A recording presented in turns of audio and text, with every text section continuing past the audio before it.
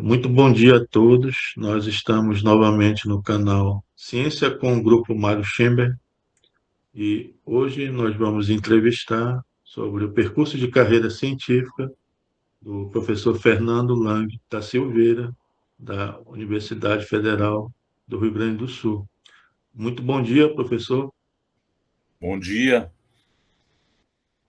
Então, nós vamos começar, né, a entrevista perguntando aonde o senhor nasceu.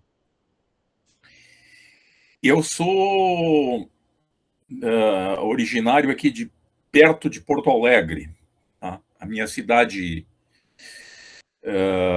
onde eu me criei, tá? Porque na verdade eu fui só nascer numa cidade ao lado, já que na minha cidade, naquele momento, 1950, não tinha maternidade. Tá? Então eu nasci em Novo Hamburgo, mas eu sou leopoldense, sou de São Leopoldo. Tá? Berço da colonização alemã no Rio Grande do Sul. Tá? Os primeiros imigrantes alemães chegaram em 1824 em São Leopoldo. O meu antepassado, né, porque por parte de mãe eu sou descendente direto de alemães. O meu antepassado Lang, tá, chegou por volta de 1828. Tá? Então eu já sou algumas gerações no Brasil, tá? Porque esse seria o meu tataravô, tá? O que veio da Alemanha. Tá? Então eu nasci em Novo Hamburgo, que é pertinho de São Leopoldo, mas eu sou leopoldense por criação. Tá? Meus a minha família tinha casa comercial em São Leopoldo, e então eu sou descendente de comerciantes. Tudo bem. E você pode especificar a origem dos seus pais? Sim, a minha mãe é de São Leopoldo. O meu pai nasceu próximo de São Leopoldo, né, num município que se chama Taquara. Né. Mas depois, como o meu avô paterno era é, farmacêutico, né, naquela época prático licenciado, né, porque praticamente não existia curso de farmácia. Ele andou em muitas cidades e ele foi para São Leopoldo, lá onde então o meu pai conheceu a minha mãe e se estabeleceu lá em São Leopoldo. Então, por parte de pai, o meu pai é nascido em Taquara e a minha mãe em São Leopoldo. E, é, o seu avô, antigamente, né, pelo menos quando eu era criança, se tinha aqueles farmacêuticos que eram praticamente médicos, né? Exatamente. Médicos populares. Mas o seu avô ainda era daqueles que eram peregrinos, que andavam com carro. Não, ele se estabeleceu, ele teve em diversos locais do Rio Grande do Sul. Né? Ele esteve na Serra Gaúcha, depois ele veio para São Leopoldo, depois ele esteve no litoral. Ele teve farmácia no litoral. E sempre ele passou diversos anos naquele local. Mas é como bem disseste, naquela época o farmacêutico, nessas cidades menores, não em São Leopoldo, porque São Leopoldo já tinha muitos médicos, né? Mas, por exemplo, quando meu avô esteve no litoral do Rio Grande do Sul, em Tramandaí, que é uma praia a cerca de cento e poucos quilômetros de Porto Alegre, ele era o médico principalmente na época fora de temporada, porque na temporada existia muitos médicos que iam veranear lá. Tá? Então, até as pessoas podiam se socorrer de algum médico que estava veraneando por lá. Mas durante o inverno e fora de temporada, esse meu avô realmente fazia papel de médico. O problema, alguém tinha um problema, ia bater lá na farmácia, né? E isso acontecia em qualquer horário, né? Do dia, da noite, né? Ele era chamado. Né? E essa era a vida dos farmacêuticos naquela época. E você pode, se você lembrar, nos relatar das escolas, da primeira escola, das escolas do Sim, ensino fundamental, médio que você frequentou? sim. Eu frequentei o então primário e ginásio, né? Num colégio confessional católico, Colégio São Luís, em São Leopoldo. Era um colégio de maristas, irmãos maristas.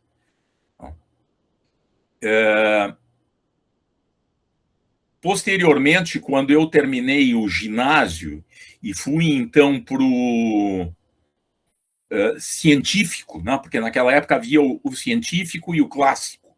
Né? O científico era um curso que preparava para as carreiras científicas. Né? E eu optei pelo científico. Eu fui fazendo um outro colégio confessional, mas esse luterano. Né? O Colégio Sinodal em São Leopoldo. Né? Porque São Leopoldo possuía... hoje São Leopoldo tem uma universidade. Desde os anos 70, tem uma universidade que, inclusive, eu trabalhei nessa universidade, que é a Universidade do Vale dos Sinos, que é uma universidade enorme. Mas lá na minha infância, ou até antes, São Leopoldo se destacava porque tinha 2 faculdades de teologia em São Leopoldo. Isso no passado. Tá? A dos jesuítas e a dos luteranos alemães, da Igreja Evangélica de Confissão Luterana no Brasil. E foi, então, nesse colégio, no Colégio Sinodal, né, que era próximo da Faculdade Luterana, na mesma localização geográfica, lá eu fui fazer o meu científico. E lá eu tive um excelente professor de física. Me desculpe que eu me emociono ao falar dessa pessoa.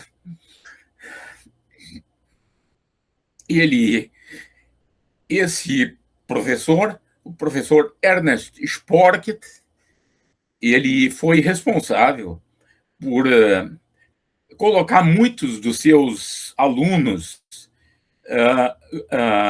em cursos de física. Ele era um excelente professor. Então, esses 3 anos de científico, eu fiz lá no Colégio Sinodal, onde a formação científica era...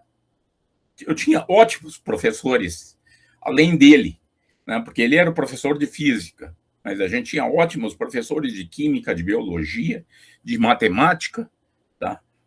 Eu, posteriormente, fui trabalhar lá no Colégio Sinodal, ainda no meu período de... durante o curso de física, nos últimos anos. O meu último ano foi lá no Colégio Sinodal, trabalhando com o professor Sporket. Aliás, aqui em Porto Alegre, nós temos o Museu de Ciência e Tecnologia da PUC. Não sei se já ouviu falar desse museu. É um museu enorme. E o professor Sporket foi a pessoa que idealizou esse museu. Quer dizer, a idealização do museu é do reitor, do então reitor da PUC, mas o professor Sporket foi a pessoa que delineou o que teria dentro do museu. E ele, infelizmente, morreu um pouco antes da inauguração do museu. Ele estava se tratando de uma leucemia e acabou morrendo da cura, de uma quimioterapia dessas terríveis. Aí ele teve uma infecção generalizada e acabou morrendo antes da inauguração do museu da PUC. Então, essa pessoa é marcante aqui, não só para mim, mas para muitos colegas meus, tá? Talvez, provavelmente conhece um desses tantos colegas meus que também passou pelo Colégio Sinodal, o professor Marco Antônio Moreira. Tá? Esse também passou lá pelo Colégio Sinodal. Tá? Então, essa é a minha formação pré-universitária. Eu gostaria de dizer mais uma coisa. Eu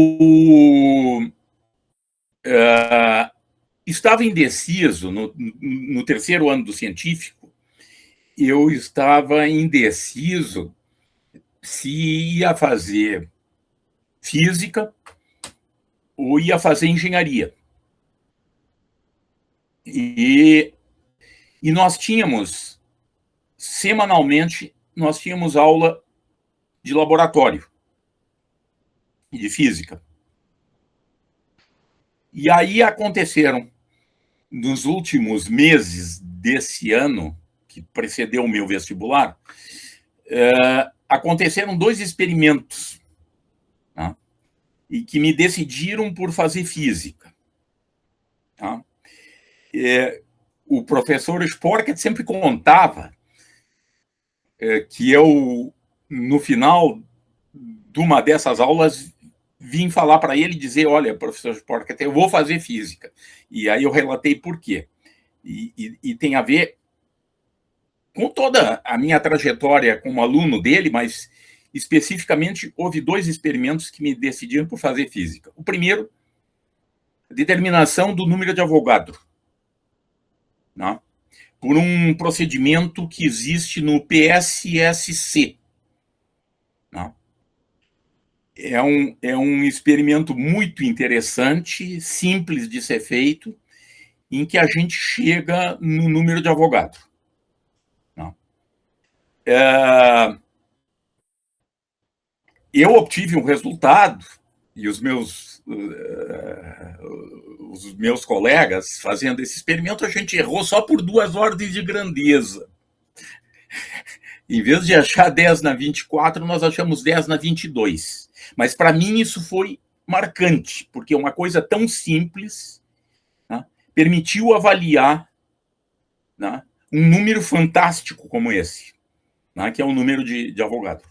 Um número que a gente até sabe manipular e sabe trabalhar com ele, operar matematicamente com ele, mas a gente não consegue imaginar o que seja 10 na 24 ou 10 na 22, que foi o resultado do nosso experimento. Está fora da nossa capacidade de imaginação, né? Porque qualquer coleção de objetos macroscópicos que a gente quiser imaginar não chega perto do número de Avogadro. Então, esse experimento foi tocante. Esse foi um dos experimentos que a gente fez no segundo semestre do terceiro ano do científico. E aí, a minha decisão foi tomada no final de uma outra aula de laboratório, algumas semanas ou meses depois, tá? Em que a gente determinou a carga do elétron, tá? Por métodos eletroquímicos. Tá? Não fazendo o célebre experimento de Millikan, não. Fazendo decomposição da água, controlando a quantidade de carga que aparecia né? Porque a gente estava controlando corrente, tempo, sabia qual era a quantidade de carga que estava passando, sabia a quantidade de hidrogênio e oxigênio, porque isso foi medido, né, que se desprendia, e por ali a gente consegue chegar na determinação da carga do elétron. Né. Então, esses dois experimentos, para mim, foram marcantes e decisivos para fazer física. Né. E naquela época, isso é 1969, é o momento do meu vestibular. O vestibular da Universidade Federal do Rio Grande do Sul não era um único vestibular. Haviam diversos vestibulares em momentos diferentes, porque a gente tinha a chance de prestar vestibular em diversos locais diferentes da universidade. Por exemplo, o curso de Física residia na Faculdade de Filosofia da Universidade Federal do Rio Grande do Sul. Física, Química, Matemática, e fora os outros cursos de Humanas faziam parte da Faculdade de Filosofia. Então, lá tinha um vestibular específico para Filosofia. A primeira parte era com prova objetiva e a segunda parte era uma prova aí específica de Física, tá? com questões de resposta livre, né? Em que a gente desenvolvia. E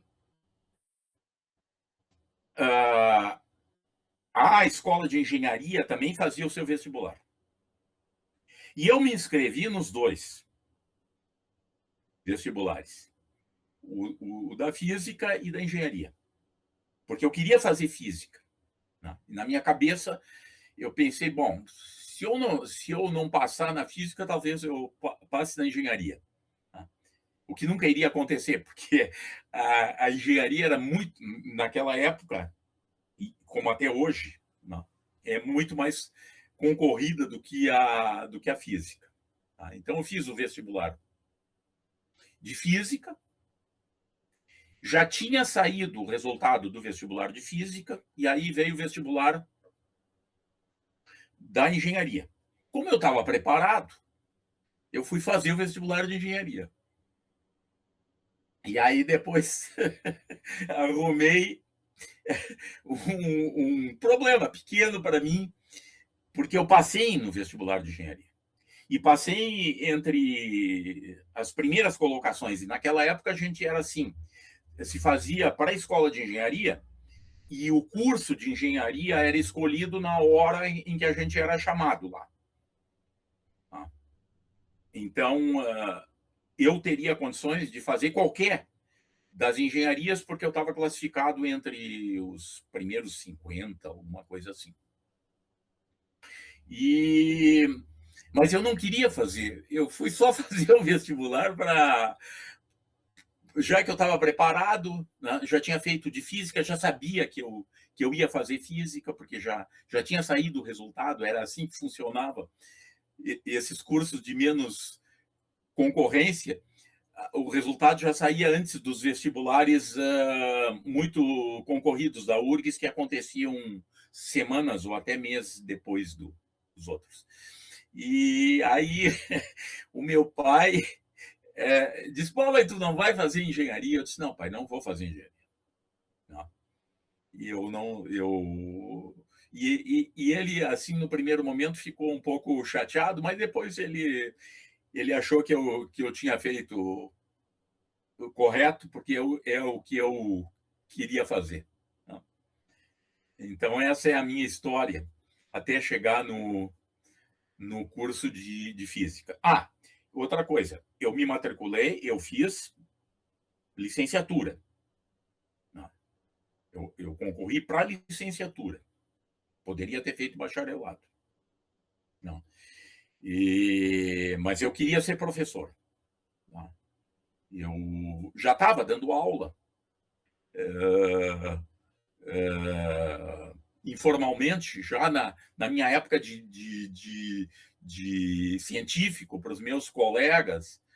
Né? Então, eu tinha realmente vocação para para ser professor e queria realizar essa vocação fazendo o curso de licenciatura, que então fiz, né? E me formei em 1972. Eu poderia ter me formado antes, porque eu recebi dispensa de pré-requisitos, e com isso eu poderia ter feito o curso, então, em 3 anos e não em 4. Mas, como eu quis ter experiência didática, né, eu, no terceiro ano, eu fui lecionar numa escola, então, científico também, ainda científico, aqui em Porto Alegre. E depois, no quarto ano, eu estive lá trabalhando com o meu professor, o professor Spork, dando uma disciplina de física para segundanistas do curso científico. Então, essa é a minha trajetória antes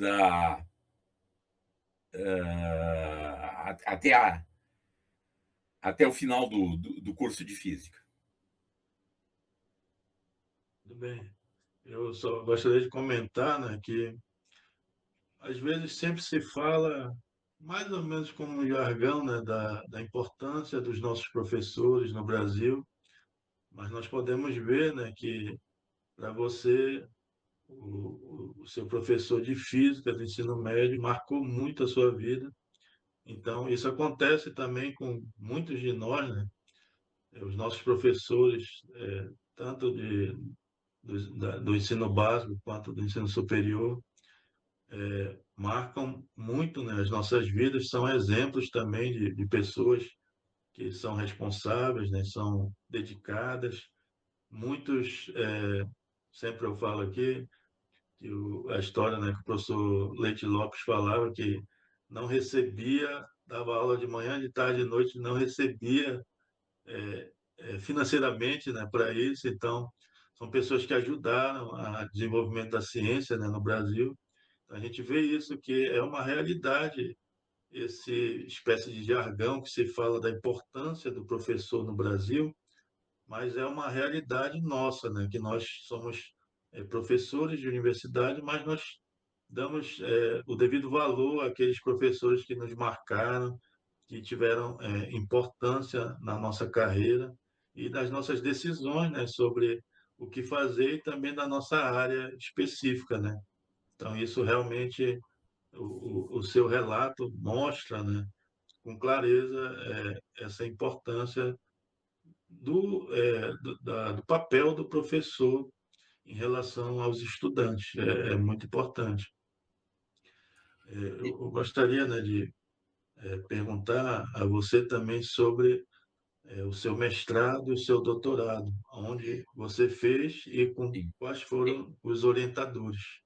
Sim. Bom, eu poderia falar mais um pouco sobre a minha trajetória antes de chegar no Pode mestrado falar, pode falar, pode falar. e no doutorado. Eu também tive muito bons professores na universidade, né? Nesses 4 anos do curso de licenciatura, né, tive muitos bons professores. Também tive alguns que não foram tão bons e que também nos marcam, né? Mas o resultado final eu acho que foi positivo. Tá? Então, me formo em 72, final do ano de 72, eu me formei, e aí eu já fui convidado para ir dar aula na Universidade do Vale do Rio dos Sinos, na minha cidade, em São Leopoldo, na Unicinos. Lá eu comecei em 1973, primeiro semestre de 1973, dando aula de uma disciplina que hoje, se eu falar, a maioria das pessoas nem sabe que existia uma disciplina com esse nome. Mecânica Racional 2. Que equivale às nossas mecânicas clássicas atuais. Mas naquela época era chamada de mecânica racional. Tá?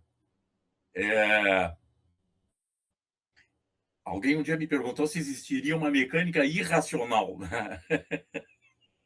Aqui a palavra racional não está se opondo a irracional, mas enfatizando que é algo mais teórico, né, do que vinculado à experimentação. Né?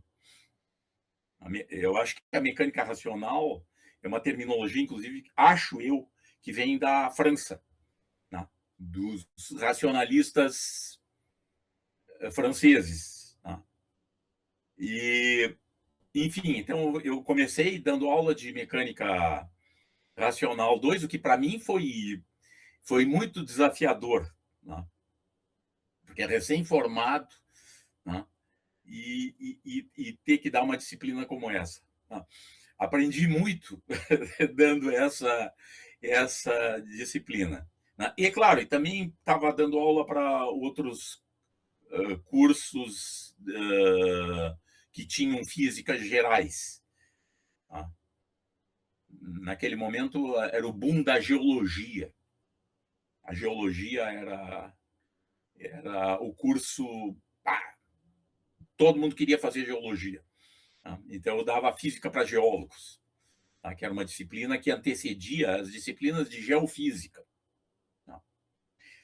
Aí eu fui cursar como ouvinte as disciplinas de geofísica para aprender melhor o que era realmente importante para os geólogos, aprendendo uma disciplina de física geral, né, que era específica para eles, para geólogos. Então, fui fazer como ouvinte as disciplinas de Geofísica 1 e Geofísica 2. Então, lá trabalhei na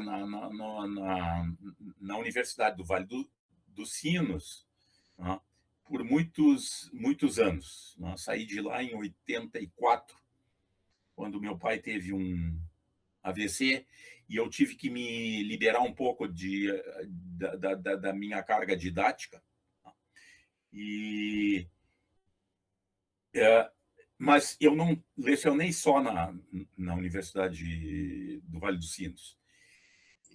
Nesse período, 73, 74 até 92, eu trabalhei, inclusive, simultaneamente em 3 universidades.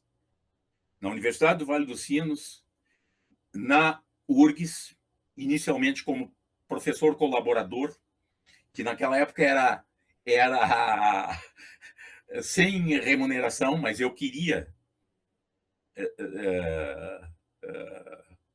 ter experiência em sala de aula na universidade. Tá?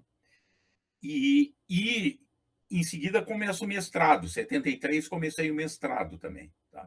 Então dava aula na Unicinos, iniciei o mestrado e dava aula na URGS como professor colaborador.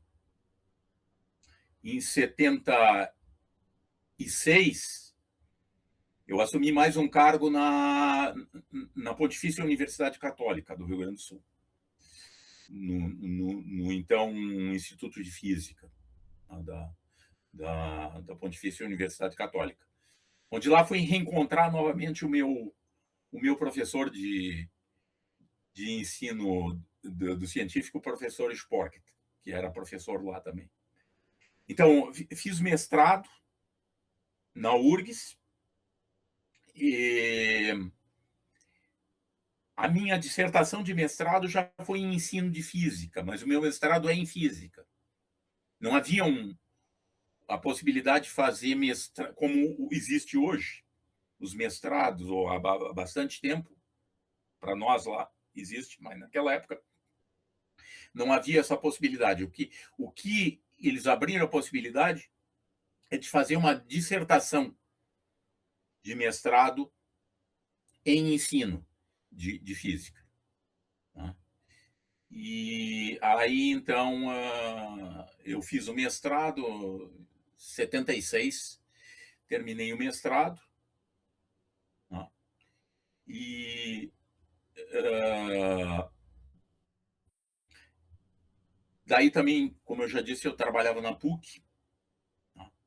E a minha trajetória dentro da universidade, por exemplo, na PUC, foi muito rica, porque devido à minha formação em ensino de física e por ser autodidata em psicometria, em teoria da medida psicológica e educacional, tá? Eu passei a estudar isso por minha conta e tenho até alguns trabalhos publicados nessa área. E eu lá na PUC eu fui cedido para a Faculdade de Educação, porque eu encontrei um dia uma ex-professora minha da URGS, que então estava na PUC, no curso de pós-graduação em educação da PUC. Ela me encontra no pátio. Ela tinha sido minha professora alguns anos antes, numa cadeira dessas da Faculdade de Educação na URGS. E ela me abraçou e tal, e aí perguntou: Fernando, e aí? Daí eu disse: não, eu terminei o meu mestrado, fiz a minha dissertação em ensino de física e tal. Daí ela me disse: Fernando, tu tem que vir lá para o nosso pós-graduação em educação, porque está faltando uma cabeça mais voltada para as áreas quantitativas, tá? E assim que eu fui cedido, então, pelo Instituto de Física, uma parte da minha carga horária na Pontifícia Universidade Católica foi para ir para trabalhar na Faculdade de Educação. Então, um curso de... Naquela época tinha os cursos de especialização, depois começou a haver mestrado em educação, e eu trabalhava lá. E lá na PUC eu interagi com muitas pessoas de outras áreas. Pessoal da linguística, pessoal da psicologia. Aliás, semana passada, 2 semanas ainda, fui visitar um antigo colega meu da Faculdade de Psicologia da URGS. Fui dar um assessoramento para ele, porque ele está publicando uma nova versão do seu livro sobre o teste de Rocha. Tá? E eu fui lá fazer a parte estatística para ele. Essa pessoa é notável, 94 anos. Está com 94 anos e está ainda ativo. O professor Cícero Emídio Vaz. Tá? E, então, lá na PUC, eu tive possibilidade de ter contato com pessoas de muitas outras áreas, né, das humanas. Né? E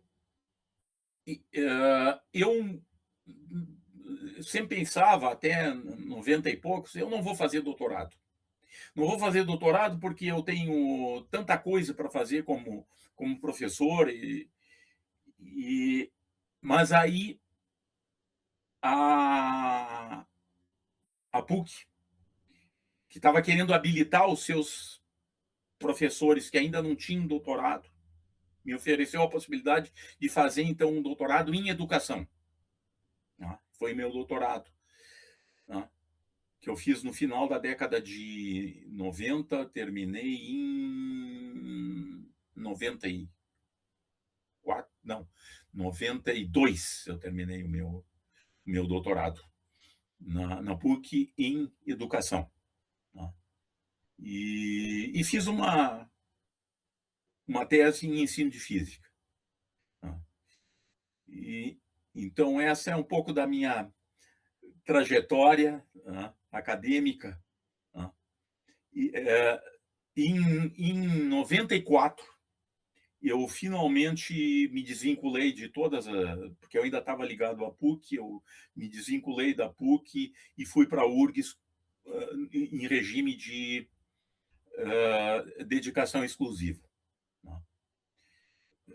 Havia uma política na época. Eu fiz o concurso na URGS, eu fiz em 78.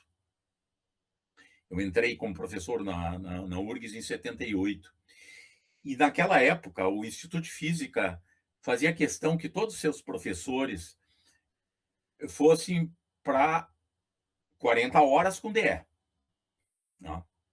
Só que como o meu concurso tinha sido para 20 horas, né, e era assim que funcionava, as pessoas faziam um concurso para 20 horas, depois pediam 40 DE, né, porque havia uma pressão nesse sentido. Só que a minha eles não podiam pressionar, porque o meu concurso era para 20 horas. Então eu fiz questão de manter esse regime de 20 horas, né, até 94, tá? Desde 78 até 94, tá? Porque eu estava trabalhando em outros locais, nas outras duas universidades, e achava que era importante continuar com esse trabalho. Então, assim que eu fiquei no Instituto de Física da URGS, de 78 até 94, como em regime de 20 horas. Mas aí, em 94, eu resolvi deixar e me dedicar só a URGS. Então, é isso. Não sei se tem alguma pergunta para fazer. Não, eu queria comentar, né, que, assim, pelo menos, talvez até hoje, né, desde quando eu entrei, talvez até hoje, se tenha uma certa discriminação a respeito da física e licenciatura, né? Exatamente. Então, você falou que você fez o curso de graduação de física e licenciatura por escolha, né? Você Sim, escolheu.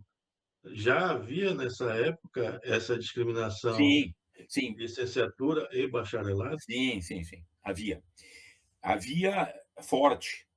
Tá? Porque então eu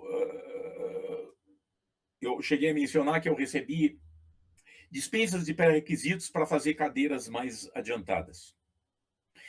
E uma dessas cadeiras que eu pude fazer antes do tempo era a disciplina de estrutura da matéria.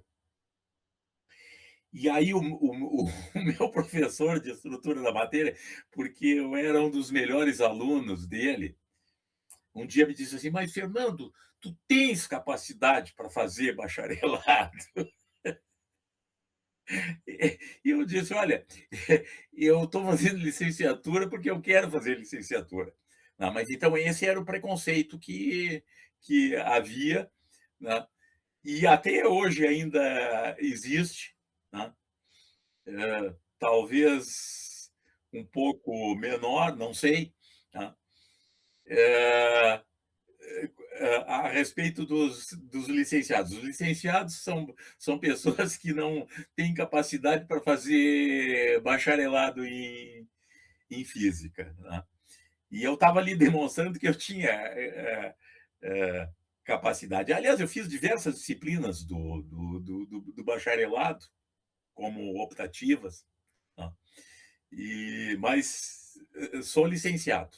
Não completei o bacharelado em física. Tá? E então é isso aí, tens razão. Essa história é antiga e naquela época era muito forte. Eu também fiz física e licenciatura, mas não por escolha completamente assim de conhecimento, porque o meu professor de ensino médio, eu disse para ele, olha, eu quero fazer física e tipo continuar, né? Ele disse, se tu queres dar aula na universidade? Eu disse, quero. Aí ele disse, então tu tem que fazer licenciatura. Aí eu disse, tá bom. Aí eu entrei na licenciatura e aí depois, quando eu cheguei lá, vi, né, que havia essa discriminação, aí eu fiz todas as disciplinas do bacharelado juntos. Então foi o meu, mas eu não tirei os dois diplomas, só fiz Sim. as disciplinas e mesmo para eu concorrer ao mestrado, na minha época ainda não tinha esses exames unificados, Uhum. era cada pós-graduação tinha o seu exame, a sua avaliação, e eu fiz o do CBPF e o da UFES, mas na UFES, no CBPF era prova, então eu fiz a prova e passei. Mas na UFES era avaliação curricular e eles de primeira me negaram, né, a possibilidade de fazer porque eu era licenciado. e aí eu tive que entrar com o meu histórico e uma carta de pedido, e aí sim eles me liberaram e viram que eu tinha a qualificação para fazer a seleção, né, sem a prova. É, Aí eles tinham me dito, se você quiser fazer a seleção, você tem que vir aqui fazer uma prova. é. Então, e mesmo na graduação aconteceu uma questão engraçada, que eu fazia parte, junto com meus colegas, do antigo grupo PET, né? Agora tem, né? Aham, Mas ainda era aquele antigo grupo PET, e como o grupo PET era bolsa específica, né? E aí saía de 4 em 4 meses, 6 em 6 meses, ela não saía todo mês, era sempre atrasos grandes. E aí eu fiquei assim, poxa, eu queria ter uma bolsa que fosse paga todos os meses, como alguns dos meus colegas. Aí um colega meu disse, por que tu não passa para o CNPq? Eu disse, tá bom, vou tentar. Aí eu fui com o professor da experimental para a seleção da bolsa do CNPq.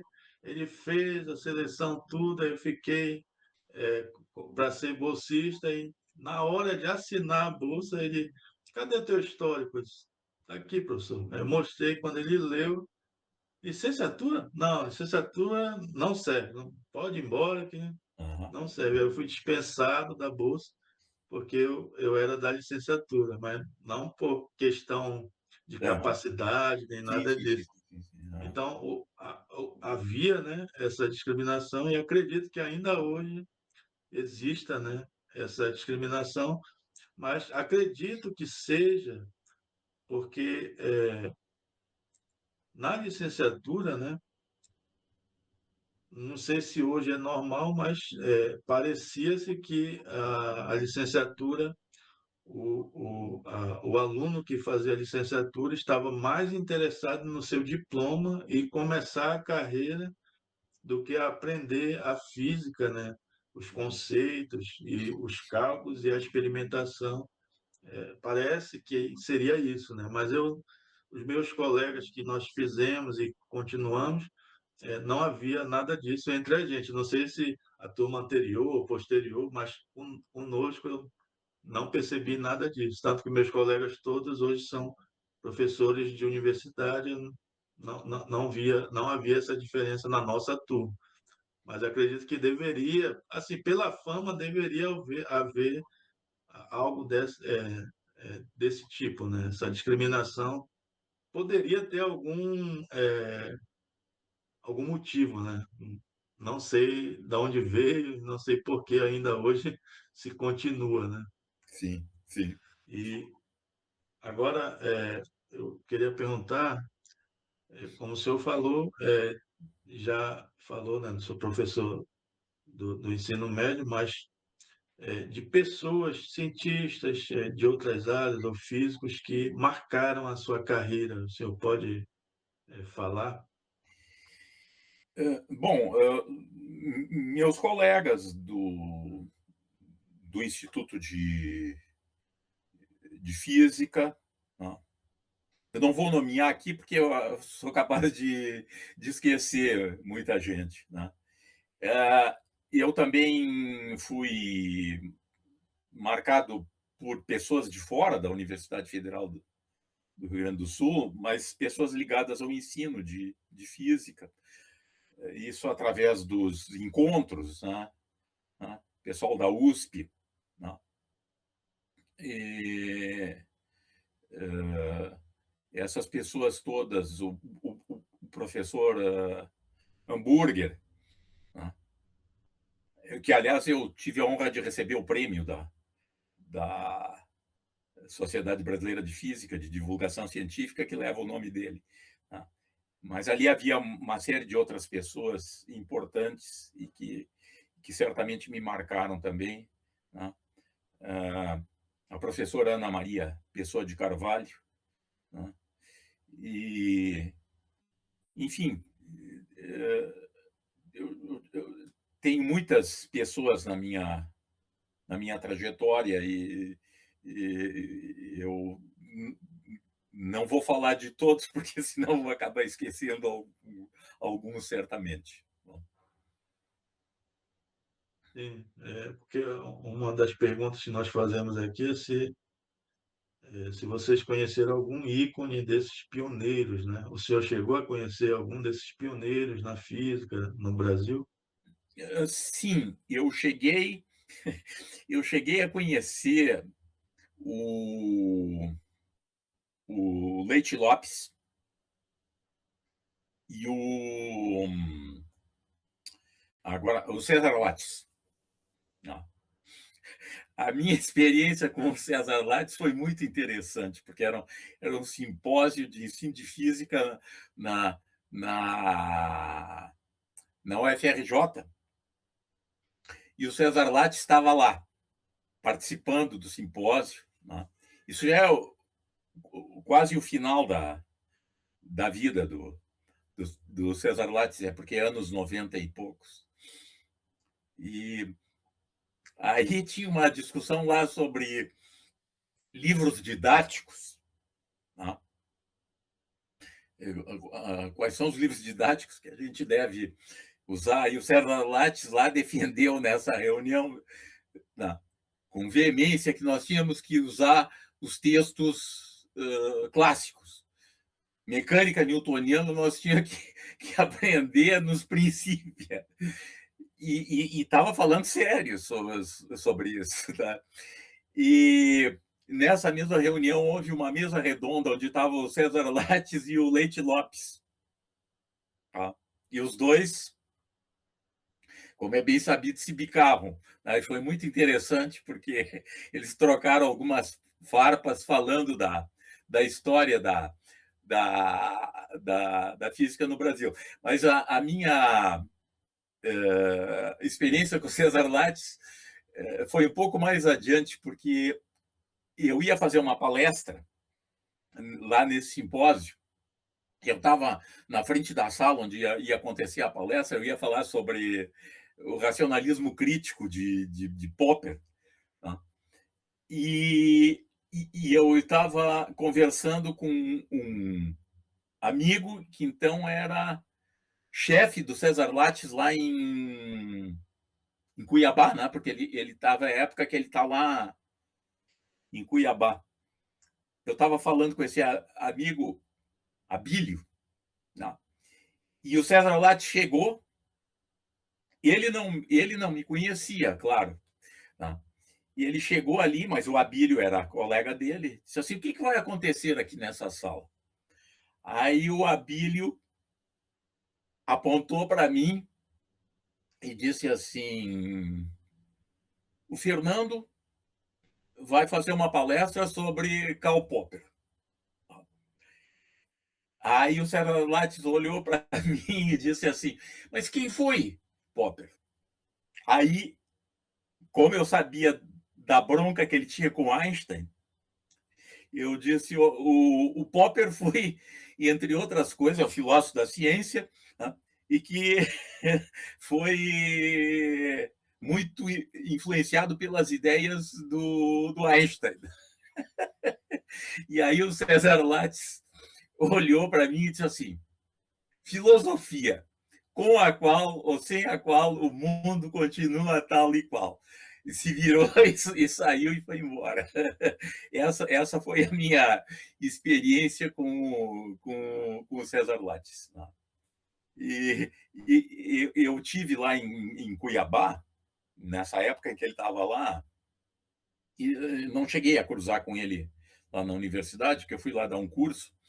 Mas aí eu fiquei sabendo que nesse momento ele estava lá muito interessado lá na Chapada dos Guimarães, porque lá seria a entrada do próximo milênio, e ele tinha algumas ideias assim, acho que um pouco diferentes a respeito dessas coisas, né? E a Chapada dos Guimarães parece que é um lugar lá muito propício para baixar OVNIs e outras coisas assim acontecem por lá. Tá? Então, esse é o meu conhecimento que eu tenho do César Lattes, uma grande figura. Tá? Nós entrevistamos professor José Pacheco, que foi da USP, do IAG, e ele também contou umas histórias, só que aí já no final da vida, né, do professor César Lattes, ele já está com um pouco de demência, ele contou uma das histórias, né, relacionadas a isso, mas sempre houveram essas questões polêmicas, né, sobre Einstein, até a entrevista, né, sobre que Sim, ele deu sobre a Einstein estar errado, mas sempre houveram sim, essas questões polêmicas, né? sim. Eu recordo bem do que ele chama a Academia Brasileira de Ciências para fazer uma comunicação sobre o resultado experimental que ele tinha, que ia derrubar a teoria da relatividade, né? E aí, um pouco antes, ele retira, né? E, e não sai a reunião onde ele derrubaria a teoria da relatividade, né? Aliás, o seguinte, em 73, eu fui a Bariloche com a minha mãe.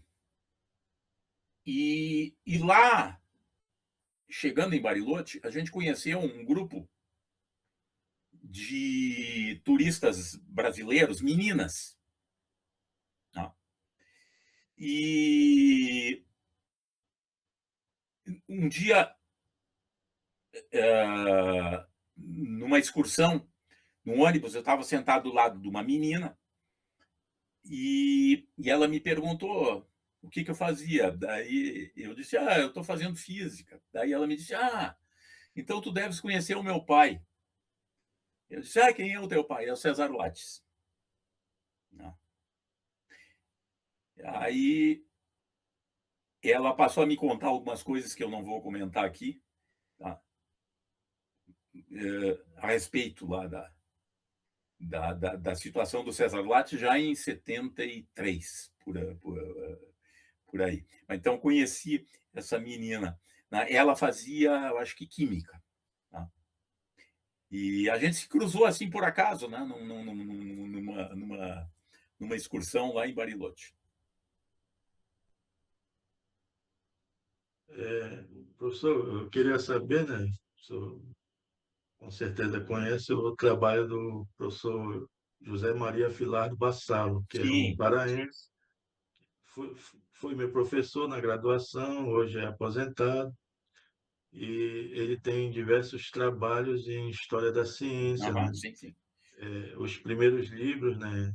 As Crônicas da Sim, as Física, crônicas da física. volume Sim. 1, 2, 3, 4, 5, Uhum. 6, e essas diversas biografias de físicos renomados, né, que ele acabou fazendo pela Livraria da Física.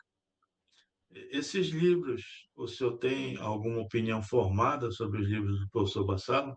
Sim, eu li muitas coisas dele, porque inclusive essas crônicas da física eram publicadas na revista de ensino de física, né?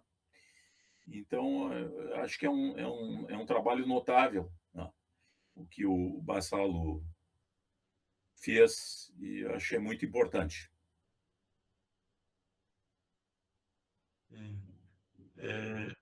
Então, agora nós podemos entrar na parte, primeiro, das suas principais colaborações. Não sei, assim como a questão dos seus, daqueles físicos e educadores que influenciaram a sua carreira, o senhor tem como comentar nomes ou também prefere dizer que Eu tem colaborações, mas não dá para lembrar de todos? não, eu tenho, sim, eu colaborei bastante com colegas meus do Instituto de Física, com Marco Antônio Moreira, com um outro professor que não sei se chegasse a ter conhecimento, Rolando Axt, né? Foi um professor importante, faleceu agora há 2 ou 3 anos. Né? E então, e com outros colegas do, do, do Instituto de Física, tá? Tenho trabalhos publicados. Tá? Eu tinha tinha um colega, digo tinha porque eu não estou mais, eu estou aposentado, então eu continuo vinculado, fazendo o meu trabalho no Pergunte ao CREF, mas praticamente não vou na universidade, porque eu posso fazer tudo aqui de casa. Mas tinha um colega lá que ele ficava tocado, físico teórico, ele ficava tocado com os experimentos que eu mostrava para ele, e aí a gente chegou a colaborar em alguns artigos, um que inclusive teve antes da publicação do artigo, ele teve uma citação da Nature. Tá? E é interessante contar essa história, especificamente desse trabalho. Eu entrei na sala desse meu colega, o Ian Levin, com 2 balões conectados por um tubo, um balão cheio e outro pouco inflado, né? E com uma válvula conectando os 2 balões. E aí eu entrei na sala dele e mostrei e disse: Ian, o que acontece se eu abrir essa válvula aqui? Aí ele me disse: vai passar ar do balão grande para o balão pequeno. O balão grande desinfla e o balão grande infla. Daí eu disse: tá, então vamos fazer o experimento. Abri a válvula, e aí, surpreendentemente, o que aconteceu é que passou ar do balão pequeno, que era pequeno, para o balão grande. Isso foi uma sexta-feira. Na segunda-feira, o colega de sala do Ian, porque o Ian é físico teórico, o colega de sala dele disse: Fernando, tu deixaste o Ian alucinado esse fim de semana. Porque ele só acreditou que aquilo podia acontecer quando ele conseguiu uma explicação para o fenômeno. Ele já tinha um modelo na segunda-feira. Tá? Já tinha desenvolvido um modelo para explicar por que o balão pequeno murchava e o balão grande inflava. Tá? E aí, mais uns dias eu entro na sala e daí o Ian me disse: agora eu estou convencido que aquilo que tu me mostrou é verdade. Porque físico experimental é assim, ele vê, ele acredita. Físico teórico, não basta ver para acreditar, ele tem que ser capaz de justificar. Eu já tenho aqui já tenho explicação para isso aí. Daí eu disse assim: sim, mas e o que o teu modelo prevê? Não, meu modelo prevê que isso vai acontecer. É isso aí. O balão pequeno desinfla e o balão grande infla. Daí eu disse para ele: então vou te mostrar um outro experimento. Inflei mais o balão pequeno. Tá? E aí aconteceu aquilo que todo mundo espera que aconteça, de passar do balão grande para o balão pequeno. Aí isso botou em xeque a explicação que o Ian já tinha. Aí, passado mais alguns dias, ele me disse: fui estudar lá num texto que é um clássico sobre membranas de borracha. Tá? E agora eu consegui. Né? Ele conseguiu, então, justificar os 2 comportamentos. Né? Primeiro, o comportamento contraintuitivo. Né? Aliás, tem um artigo meu e do Ian que saiu na Physical Review, eu acho. Mas tem o artigo para ensino de física, que está no Caderno Brasileiro de Ensino de Física, né? Cujo título é Podemos Confiar em Nossa Intuição, né? O que acontece quando 2 balões conectados são... é liberada a conexão. Então, essa é uma das histórias. Né? E, posteriormente, o outro dia eu entrei com ele lá, mostrei para ele a queda, a freada do magneto no tubo de cobre. Né? A gente deixa cair um magneto no tubo de cobre.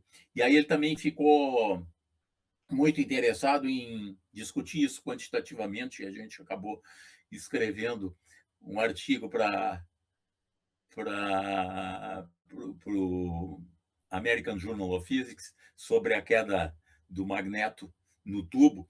E tem e tem a versão para o ensino de física, que também está no caderno brasileiro de ensino de física, tratando desse efeito.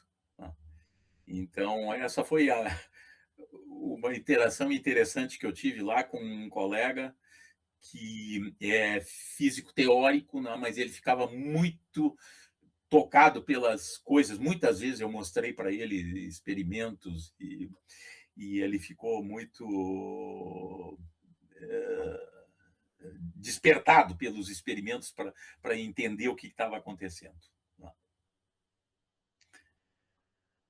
Verdade, eu também eu sou físico teórico, mas a parte experimental realmente é impressionante. Aí acontecem coisas realmente contraintuitivas e são necessárias, às vezes, até modificações das teorias para explicá-las, né? Então, é bem interessante.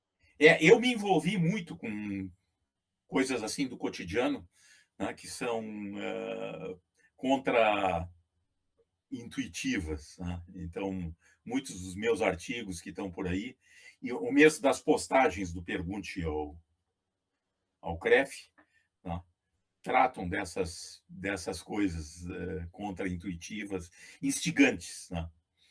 Eu até frequentemente falo sobre temas instigantes de física e trato desses temas. Né?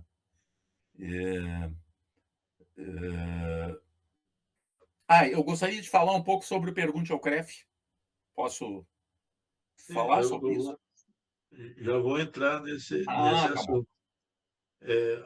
Eu vejo, né, que você tem uma publicação bem voltada para a parte, né, dessa parte de tentar colocar temas instigantes a alunos, né? Mesmo alunos do ensino médio, alunos do curso de graduação de física, que são temas para justamente proporcionar assim, às vezes uma paixão ou então mesmo um- um- uma vontade, né, de aprender aqueles temas e são diversos, né? São diversas áreas. E aí você tem também esse projeto, né, que é Pergunte ao CREF, que é muito interessante. Aí você poderia comentar, né, primeiro a questão das estatísticas e também de quantas, até o presente momento, né, quantas perguntas e respostas já tem no projeto e depois comentar sobre várias questões Uhum. interessantes. Ok, ok. Bom, o Pergunte ao CREF não é ideia minha. É ideia de uma colega, a professora Helene Fait, né, que é, é, antes de 2010, porque o Pergunte ao CREF foi fundado em 2010, mas explicando como é que se chega no Pergunte ao CREF, acontecia o seguinte: as pessoas me mandavam perguntas por e-mail. Meus alunos, ex-alunos que estavam aí no ensino médio, tá, frequentemente vinham fazer questionamentos. Tá? E eu respondia esses questionamentos e repartia a minha resposta com alguns colegas lá dentro do Instituto de Física. Tinha uma lista que eu mandava. Né? E eu respondia também, existia hoje ele não existe mais, há alguns anos foi desabilitado, o Yahoo Respostas. Não sei se chegaste a conhecer esse site. onde as pessoas entram lá e faziam perguntas. Normalmente as perguntas é assim: pelo amor de Deus, o meu professor deu esse problema aqui para resolver até amanhã e tal. Lá. Esse tipo de questão não respondia lá. Eu selecionava questões que eu achava que tinham um aspecto conceitual interessante e lá eu respondia. Então tinha muitas perguntas respondidas no Yahoo Respostas. Tinha cerca lá de 2 dezenas de questões respondidas. Todas elas, assim, com ênfase conceitual. Aí, por 2010, a minha colega disse assim, vamos fazer aqui um site aqui no Instituto de Física, no CREF, né? Porque o CREF é muito mais do que o Pergunte ao CREF. Né? O CREF é o Centro de Referência para o Ensino de Física da Universidade Federal do Rio Grande do Sul, que foi fundado no início dos anos 2000, e aí nós estamos em 2010. Ela me disse, vamos fazer aqui um site que se chama Pergunte ao Lang. Aí eu disse, não. Pergunte ao Lang, não. Eu até me disponho a trabalhar nesse site, mas eu não tenho competência para responder qualquer das perguntas que vai entrar aqui. Vou ter que contar com a colaboração de colegas do Instituto de Física e tal. Aí saiu, então, o Pergunte ao CREF. Assim saiu o Pergunte ao CREF em 2010. E ele, quando ele abre, ele já abre com 200 postagens. Porque eu levei todas as postagens que eu tinha no Yahoo Respostas, eu levei para dentro do Pergunte ao CREF. Né? Então, quando abriu o site, né, já tinha praticamente 200, 180 e poucas questões respondidas. Né? E aí foi, né? Hoje a gente tem quase 2.000 questões respondidas. Né? Frequentemente, quando faz pesquisa no Google, até com a inteligência, agora com a inteligência artificial, frequentemente a inteligência artificial remete para alguma postagem do Pergunte ao CREF. E lá tem de tudo. Né? Tem desde questões que só têm interesse mesmo para físicos, né? Porque são perguntas bem técnicas, até coisas assim que a gente vê que são pessoas que não tem nada a ver com física e que estão perguntando. Né? Por exemplo, assim, um dia uma esteticista pergunta se ela pode usar uma panela de pressão no lugar da autoclave para esterilização de material. Né? Então, esse tipo de questão também existe lá. Existe para todos os gostos de questão. Né?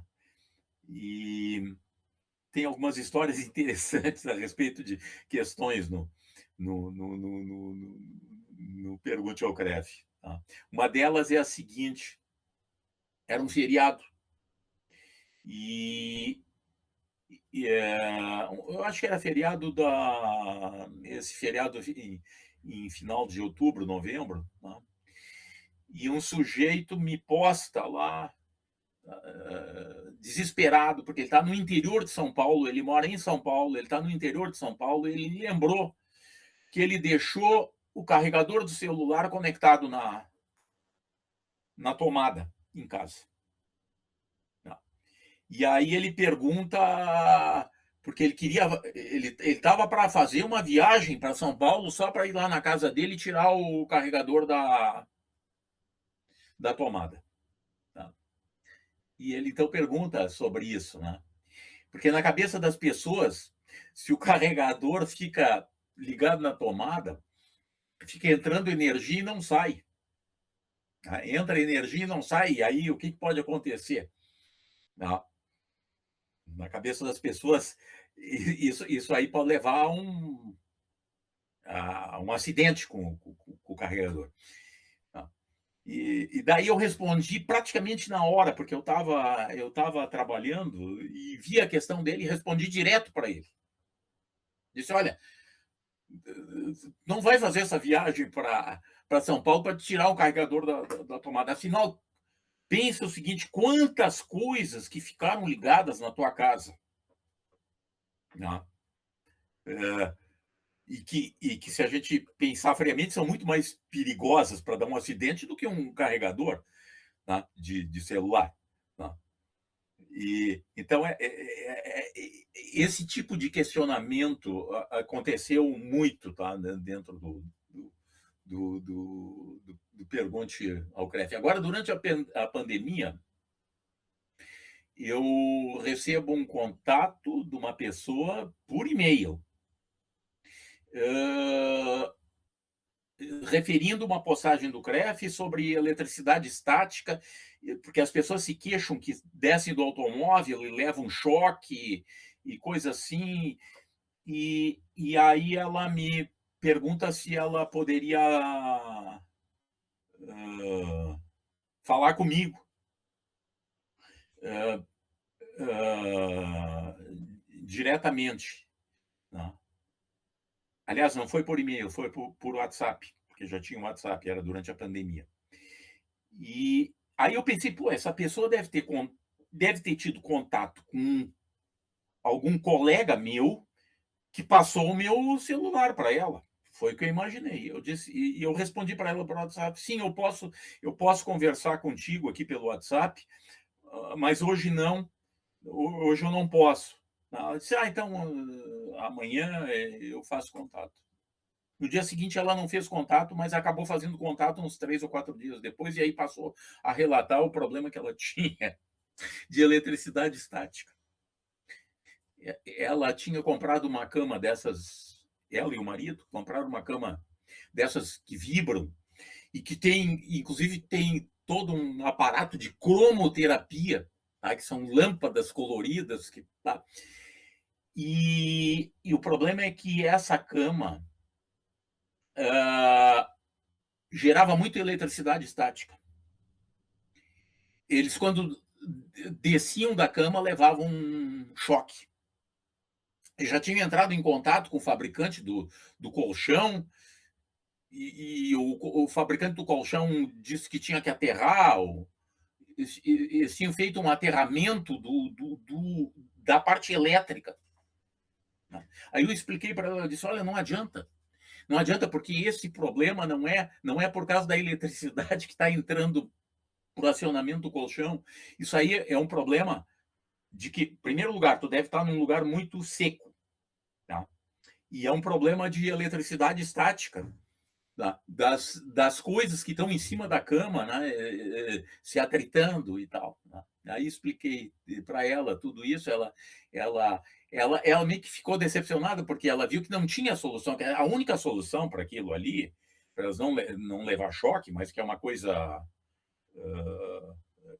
inviável de fazer para quem vai passar uma noite dormindo, é se aterrar, né? Porque tem muita gente, o pessoal que trabalha com equipamentos elétricos são aterrados, né? Para evitar essas descargas que podem prejudicar os circuitos que eles estão trabalhando e tal. Então não tinha solução. Ela ficou meio decepcionada, disse, olha, quando ficar mais úmido o tempo, isso aí vai melhorar também, e o que vocês podem tentar também é trocar o material em cima da cama. Mas aí eu resolvi perguntar para ela como é que ela tinha o meu WhatsApp.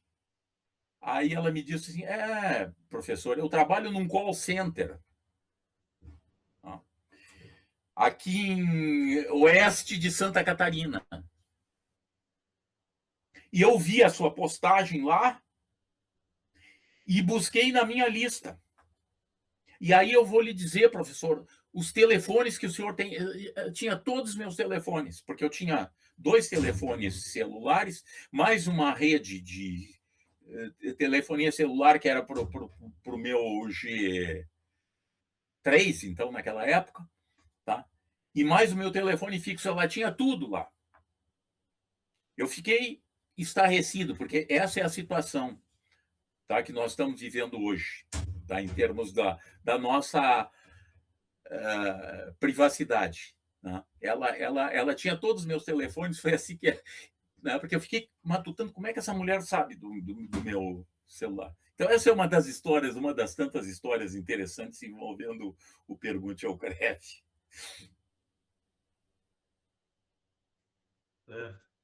É, agora, o senhor poderia fazer uma síntese da evolução, né, da sua área de pesquisa? Bom, eu sempre tive relacionado com o ensino de física, tá? Ok? Então, praticamente tudo que eu produzi foi e também com o meu trabalho em sala de aula, né? Tá? Porque eu sempre, para mim, a primeira coisa sempre foi o meu trabalho em sala de aula, antes de qualquer outra coisa. Então, a minha produção intelectual está toda ela relacionada com o ensino de física. Tenho algumas dezenas de artigos que estão por aí, né? E todos eles ligados com o ensino de física, e muitos deles já tocando nesses temas instigantes. Né? Tem, tem diversos temas instigantes, assim, que foram muito instigantes para mim, e, e que a solução deles não foi assim trivial, e que envolveu um trabalho intelectual bastante grande, e que no fim resultou em algum artigo aí que estão nas revistas de ensino de física.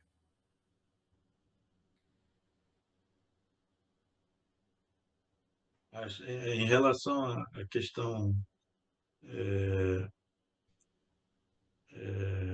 sistemática, né, em relação ao ensino de física em si, desde quando você começou a se empenhar, né, a estudar, a passar, né, para a área de educação, até hoje, o senhor tem como fazer uma síntese dessas questões? Puxa, é difícil, né? Porque esse caminho é tão sinuoso e as coisas foram acontecendo, tá? Sem muito planejamento, né? Eu nunca me interessei em fazer um projeto de ensino de física para receber alguma bolsa, alguma coisa assim, né? Porque as coisas iam acontecendo, os problemas iam aparecendo, a gente ia resolvendo, interagindo com os meus colegas, né, que trabalhavam em ensino de física. Então, acho que não tem muito mais para dizer sobre isso. É. E você gostaria de deixar uma mensagem, né, para os jovens estudantes e jovens pesquisadores do Brasil? É, a situação acho que é muito séria, né? A situação que a gente está vivendo hoje, em termos, e não só no Brasil, né? Porque eu tenho observado que essas coisas estão acontecendo em todo o mundo. Professores estão sendo agredidos em sala de aula, e isso não é só aqui, né? Isso está acontecendo pelo mundo afora, né? Mas eu diria o seguinte para o pessoal que vem por aí: se tem vontade de ensinar, invista nessa carreira, porque ela é muito necessária, né? E talvez, né, as coisas melhorem, né? A gente não pode desistir, né? É isso que eu tenho para dizer. Certo. Eu também tenho acompanhado, né? Estão cada vez mais, né, tentando se fazer leis para proteção tanto do estudante, né, quanto do profissional como professor ou mesmo servidor em instituições privadas e públicas, né? E, mas, às vezes, né, como tantas leis, como eu vi agora, acho que foi essa semana, estavam tentando revogar, não em relação à educação especificamente, né, mas revogar a lei de alienação parental por causa de um caso específico de que a mãe tentou impedir, né, a ida, não sei se era filho ou filha da criança, para o pai e o pai acabou matando a criança Ah, por inveja, por questões de separação em relação à mãe. Então parece que eles estavam tentando revogar essa lei de alienação parental. Claro que isso vai ter vários desdobramentos, mas assim também na educação estão fazendo várias leis, né? Eu já vi delegados que são políticos que estão tentando fazer, principalmente eu tenho visto no Espírito Santo, né, que estão tentando fazer várias leis de proteção ao professor, porque o professor realmente, desde quando eu tive que fazer estágio, né, supervisionado na universidade, já naquela época já era difícil, porque quando você vai para uma sala de aula e precisa ou chamar atenção, ou mesmo dar uma nota baixa, ou reprovar um certo estudante, ele pode se revoltar de tal forma que ameaça você ou mesmo cumpre a ameaça. E geralmente é agressão física ou até mesmo risco de morte. Então, é uma situação difícil, né, que nós encontramos mesmo no ensino básico ou mesmo no ensino superior. E, assim, provavelmente está mais ligado a uma reeducação moral, né? Porque a questão de se fazer leis, né?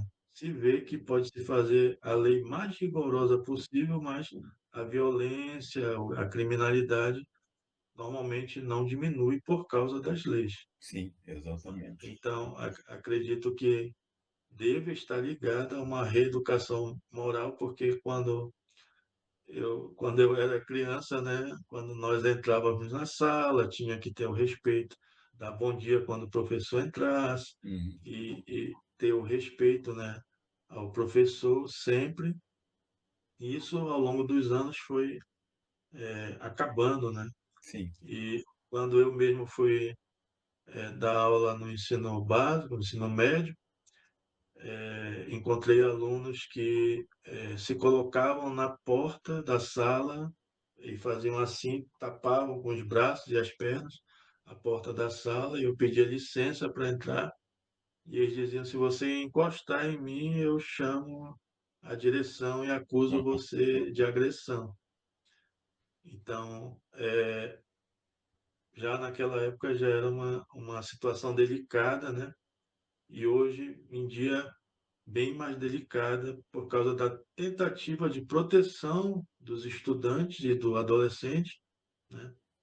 Mas também em relação ao professor, porque essas leis acabam inibindo, né, atitudes que são necessárias, né, dos professores, como a tentativa de se colocar ordem numa sala de aula. Eu também dei aula numa faculdade e uma das alunas, eu costumo ser bem bonzinho nas avaliações. Então, uma das alunas tirou ou era 9 ou 9,5 numa das avaliações. E aí eu entreguei a avaliação e a aluna olhou, aí veio me questionar, professor, por que eu não tirei 10? Não, porque você errou nesse ponto aqui, está aqui comprovado, você errou aqui. E aí ela voltou, e depois voltou de novo, e disse, mas por que o senhor não me dá 10? E ficou insistindo, insistindo, de uma forma agressiva. E aí eu fui até a direção da faculdade e perguntei a eles a opção que eu deveria escolher, retirar ela de sala de aula ou o quê? E aí eles disseram, não, você vai sair da sala de aula. Então, eu tive que sair da sala de aula e depois eu voltei e aí ela continuou durante a aula insistindo, insistindo, e eu tive que ignorar, mas não poderia tirar ela da sala de aula por estar atrapalhando, né, outros Sim. estudantes de aprender. Então, acaba que a proteção ao aluno, às vezes, engessa, né, a atitude dos professores.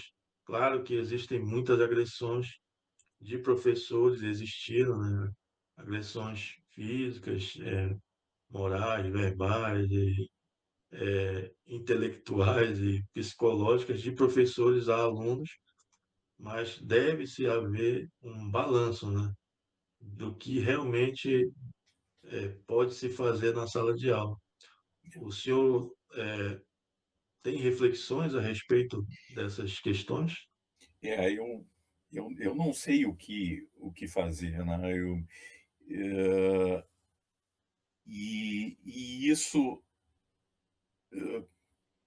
parece que não é só conosco aqui, né? Está acontecendo em todo mundo. Esses dias eu ainda vi uma série coreana, da Coreia do Sul, no Netflix, que é inspirada em. E toda ela envolve coisas que acontecem em sala de aula. E aí a gente vê. Eu fiquei estupefato, porque achava que lá talvez fosse bastante diferente daqui. E por essa série, dá para ver que eles também estão enfrentando esse tipo de problema. Eu não sei o que fazer. Isso aí, esse problema tem a ver também com a educação que as pessoas recebem em casa, né? Essa é a questão.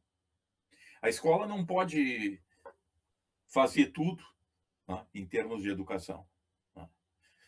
Há muito tempo, um colega meu aqui que dava aula no ensino médio, isso já faz 20 anos, ele já se queixava que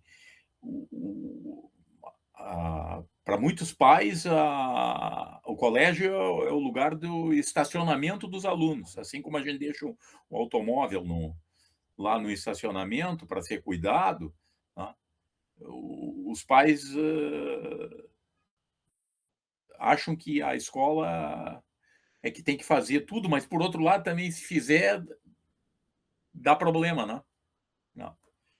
Eu não sei o que vai ser nesse futuro aí. Sim, eu até também assisti essa série, né?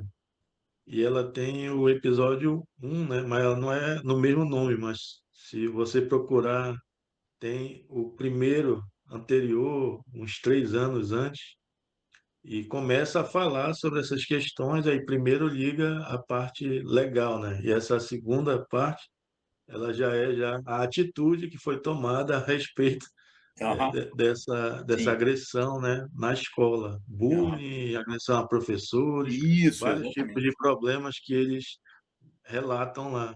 É. Eu lembro, professor, de não estou lembrando muito bem o ano, mas foi justamente na criação do Estatuto de Proteção, né, ao Adolescente. Eu lembro de uma cena que apareceu na televisão de um adolescente que foi encaminhado à delegacia, né, logo no início do ECA, né, e ele quebrou toda a delegacia. Ele pegava os computadores, jogava no chão, derrubava os armários e quebrava tudo e ninguém poderia tocar Aham, nele. aham. E isso apareceu no Jornal Nacional, eu lembro dessa cena, e achei bem terrível, né? Sim. A situação, porque ficou numa uma forma incontrolável. Os pais estavam, mas ninguém conseguia controlar o adolescente. Ele sabia da proteção e fazia uma arruaça, uma situação terrível. Então, isso, assim, né, deve haver um certo balanço, né, do que realmente pode ou não se pode fazer. porque senão acaba em anarquia, né? Uma anarquia terrível de que o adolescente, a criança se sente tão seguro, né, em relação às leis que pode se tomar qualquer atitude. É. Então, eu acho que essa questão nas universidades, né, vem piorando, né? Outro dia nós tivemos uma questão inusitada, né, que na universidade, né, um território considerado legalmente patrulhado, vigiado pela Polícia Federal Uhum. brasileira, e lá na nossa universidade houve uma defesa de TCC, mas o aluno levou uma arma. E aí o aluno estava ruim no TCC, mas ele puxava, levantava a camisa e mostrava a arma para a Ah, banca. Então, estamos nessa situação, né, atual no Brasil e fica difícil, né? O controle teria que ter entrada com aqueles portas de detecção de metal, teria que ah, ficar difícil, né, o controle, porque o aluno entrar e defender um trabalho de conclusão de curso, uma arma é empunhada, né, e muito. mostrar a arma é bem, bem difícil. Então, nós estamos caminhando, já está bastante incontrolável, né, mas estamos caminhando para uma anarquia geral nas escolas e universidades. Eu vejo também a nova lei da proibição de celulares no período da escola do ensino básico, e isso existe a lei, mas aí como vários adolescentes eles estão extremamente dependentes dos seus familiares, aí é necessário que eles tenham o celular, o Aham, levem o celular para questões emergenciais. Só que aí a lei diz que pode levar, mas tem que deixar desligado o aparelho. Só que aí eles não desligam, né? Aí eu vi um colega nosso mandou no nosso grupo de WhatsApp um, uma ideia que um professor teve de colocar na sala de aula, pendurar um, um, um receptáculo de celulares, né? E aí, quando o aluno entrava, deixava lá o celular para realmente ficar o celular desligado aham, durante a aula, porque eles têm um déficit de atenção por causa das telas, né? aham. E aí isso acaba dificultando, né, o aprendizado deles, né? Eu vejo na minha sala de aula mesmo, vou ministrando, vou tentando interagir, perguntando para ver se vai alguma informação e volta, alguma opinião, alguma direção em conceitos, mas eles acabam se dispersando rapidamente, eles olham um pouco, depois já estão fazendo outra coisa, ou mesmo que não tenha celular, estão olhando para o nada e não estão mais prestando atenção. Então fica bem difícil, né, de o professor conseguir interagir com o aluno e fazer com que ele consiga perceber, raciocinar e conseguir aprender, né, algum Sim, conceito ou conteúdo. Mas estamos nessa situação bem é. difícil. Mas é, então nós vamos aqui agradecer, né, o professor Fernando Lang por essa entrevista e também, como eu tenho feito, professor, com certeza o seu trabalho, a sua contribuição para a ciência brasileira, a parte do ensino de física, que é uma parte extremamente importante para a formação dos nossos professores que já passaram, estão se formando. Todo o seu trabalho é de grande relevância na nossa sociedade brasileira e nós aqui também queremos deixar os parabéns pela sua carreira e também por esse Legal. trabalho muito importante que a gente utiliza, né, os artigos e também essas perguntas e respostas. Muitos professores utilizam no dia a dia e na sala de aula para você tomar o conhecimento da importância do seu trabalho. Então, nós estamos aqui parabenizando e agradecendo a sua participação no nosso canal. Muito obrigado. Um bom dia. Eu que agradeço. Bom dia.